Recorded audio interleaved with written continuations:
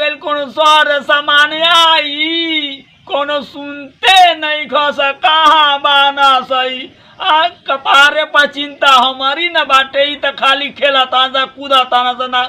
एको पैसा ले आवा तना दिन भर हम खेत काटा बारह तनिया पर कर्जा हुआ हम काढ़ी के पिनने के दीपावली खाती सामान खाती कोनो सुनते नहीं कहाँ वाला सर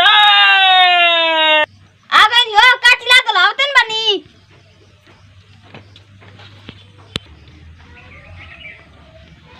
अरे पुलिस बतावा और का भी काई बागी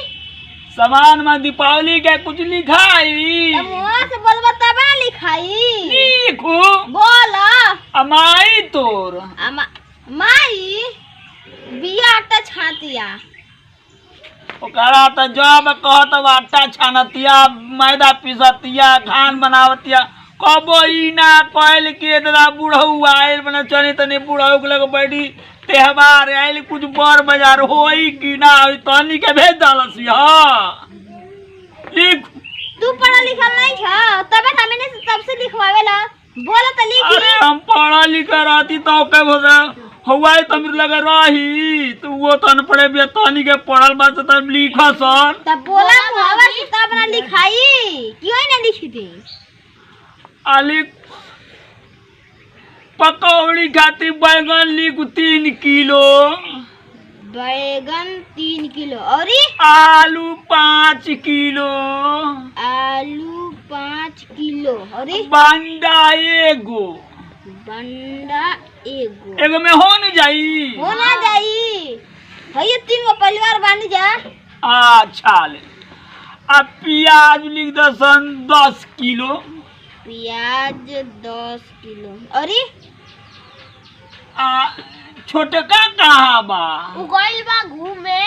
खाली दिन भर घूमत रहता पढ़ल लिख के एको अक्षर जान नहीं खे वाला तो कुछ बोलते नहीं खे अरे तो का बोली छोट लइका ह का करी छोट लइका बा ऐसे भेज दे कपारे चढ़ गइल बा ओकरा केहू के मार देता केहू गरिया देता चल जाए ओकरा के फुलावना लिख दे फुलावना लइका हम फुलावना दिखा जाई लिखा गई चलो एगो जेसीबी कहत रहे खरीदे के ट्रक मंगवा दो अरे जाए तो छोट लइका नु ह एगो जेसीबी कहत रहे आ छुरछुरिया तो छुरछुरिया तन पराका होला नु हो गई हां हो गई और चाहे और तोरी माई के कुछ ना चाहिए बोला का चाहे ओके का चाही का ऊ करी का चढ़ावे के कुछ प्रसादी और चाही हां चाहे तू नहीं खजानत का चाहेला बोला बतासा लिख दसने 2-3 गो जोन बाटे 2-3 गो हो गई मिठाई लिख दस मिठाई लिखा गई हां उतना पैसा कहां से आई आ जाई ना तो टिप टॉप ये सब ये दिया बोला अरे महतरिया के और तनी पूछ के आ न का के चाही जे राजा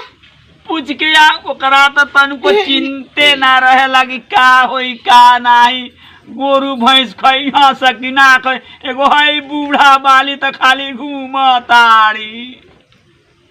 अरे कहाँ को बोले आई पूछ के हमरा जाए के बा बाजार हूं न आ गइल तो क्या ना आ गइल कॉलेज ये ना टिकुली सेंदूर लुगा हां ये और ने से आत नहीं ना त देखई झगड़ा करत रहल हई हां कहां रहला बा कहां बा पैसा दे बुलवा देख ले ले रहन सब तू ही के पड़ा चढ़ा के रखले वाला करा के हेती जो हेते तकाले बन गइली लेकिन अबे देख रहना सुधर अच्छा जाए तो लइका छोट नु बा जाए तो कहे तो ये न सियान हो हमनी के कुल हमरा के अपनी माई बाप के सेवा करी जाए तो बाबू न तो औरी करी जेना करत हटे बहन के अच्छा ले तो का बोला से तोर मातारिया का कहला से टिकुली सेंदूर और लुगा और छागल और चूड़ी अच्छा अंगूठी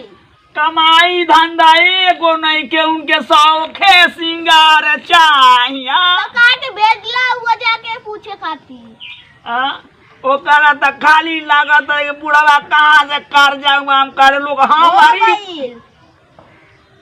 केतना जोड़बे केतना होता केतना दीपावली के सामान 1,35,000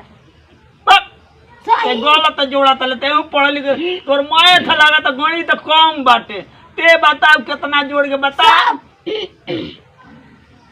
सब सोना के आइल बा मगावतिया सोना के हो इनकर अब खुमारी हम बुखार छोड़ावत इनके सोना पहनी है हार पहनी हार। अरे दीपावली आइल त्योहार खुशी से मनाल सही हमरा के काय बुढ़ापा में एकरा के तुम का करी कहाँ जाए दीपावली माता के पूछी बोलला ना ते जान यही तार दीपावली हो जो जमीन में गाड़ के मरा दियल जाई। आई देखो ना हमारे जाके सामान लेके आओ ना तो जान तो नहीं खेबे तू। जाके सामान लेके आवा जल्दी से। अच्छा जा तनी काम बाजार तो जाए झोरा और बा अंडा चाहे रुक ले आओ तनी।